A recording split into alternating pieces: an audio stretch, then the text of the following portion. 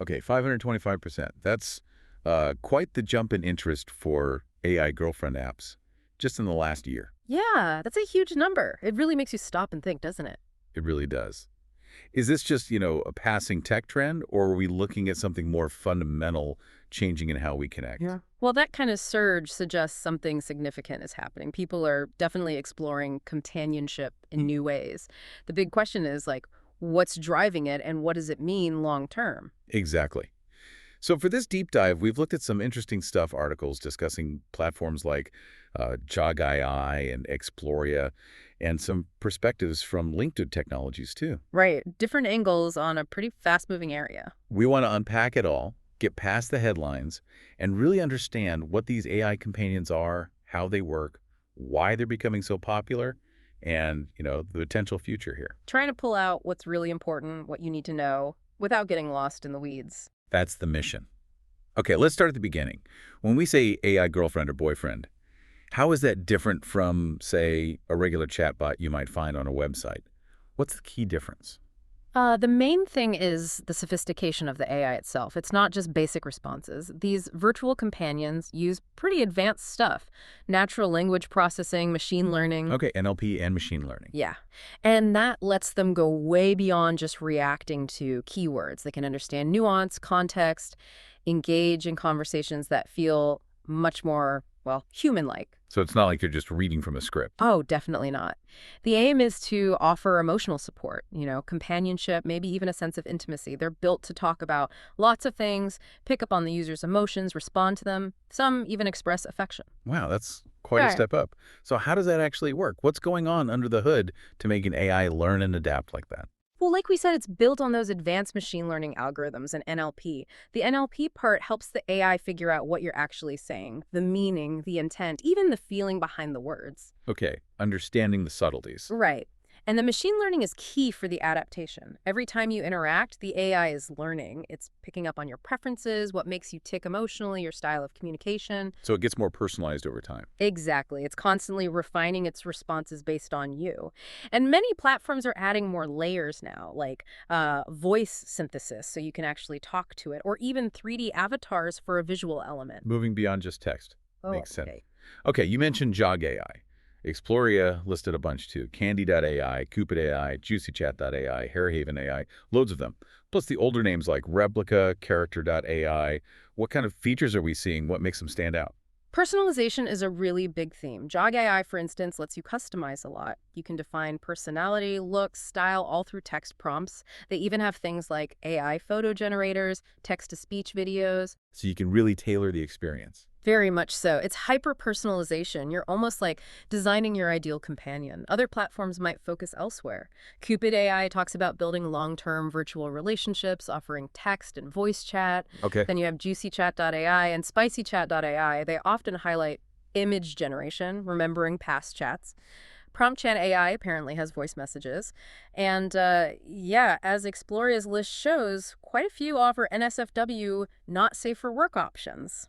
So catering to a pretty wide range of interests there. Right, that's definitely part of the picture. And it looks like lots of them have free trials or free versions. Jog AI and others mentioned on that Exploria list. Makes it easy to dip your toe in. Yeah, that's pretty standard. Lets people try it out, see if it's for them before paying for anything. Okay, so we get what they are, roughly how they work. But why this massive surge in popularity? Why are people turning to virtual companions now? Well, one major factor seems to be emotional support. If someone's feeling lonely, or maybe struggling with mental health, or just wants a space to talk without judgment, these AI can offer that. A kind of always-on, no-pressure interaction. Exactly that. Which links to another point. The lack of pressure and commitment compared to, human relationships. There aren't the same expectations or obligations. It's very low stakes connection, completely on your terms. Fits around your life, basically. Totally. And then don't underestimate the appeal of customization we talked about. Being able to shape a partner who fits exactly what you want, that's powerful for some people. Yeah, I can see that. And Exploria also points out things like, well, the 24/7 availability, they're always there. Plus, the conversations can be tailored specifically to you, and they even suggest it could be like a safe training ground for social skills. Huh. Practicing social interactions. Wow. Interesting angle. And LinkedIn Technologies really hits on that loneliness aspect too, right? Huh. How in our sort of increasingly disconnected world, These offer a connection. Plus, the tech is just getting better. Yes, definitely. The AI is becoming more intuitive, better at simulating those human-like conversations. That's key. The interactions feel less clunky, more engaging, more real, in a sense. It all sounds quite compelling, but it must raise some questions too. What about the ethical side of things? Are there concerns? Oh, absolutely. There are definitely ethical considerations. Yeah. A big one is the potential impact on real-life relationships and maybe even emotional development. How do you balance digital connection with human connection? That's a crucial question. It is. Now, there's a potential positive side. Some argue they can improve mental well-being by reducing loneliness or offering that safe space for social practice we mentioned. Okay. But then there's the potential downside. Could relying too much on AI companions actually harm real-world social skills? Could it make people less motivated to build and maintain, messy, complex human The relationships? path of least resistance, maybe? Possibly. And LinkedIn brings up other risks too. Privacy, for example. All those interactions, they're being stored, analyzed. What happens with that data? Good point. Data security. Then there's the risk of over-reliance, becoming dependent, and the potential for companies to, well, exploit those emotional bonds for profit, monetizing connection. Hmm. And even the bigger picture, could this fundamentally change how we as a society value human connection? It's a lot to think about, though LinkedIn does note that developers are trying to incorporate ethical practices and be more transparent. So it's an ongoing discussion, at least lots of potential pitfalls alongside the potential benefits. Okay, looking forward then. Where does this tech go next? What does the future hold for AI companions? Well, the general feeling is things will get more immersive.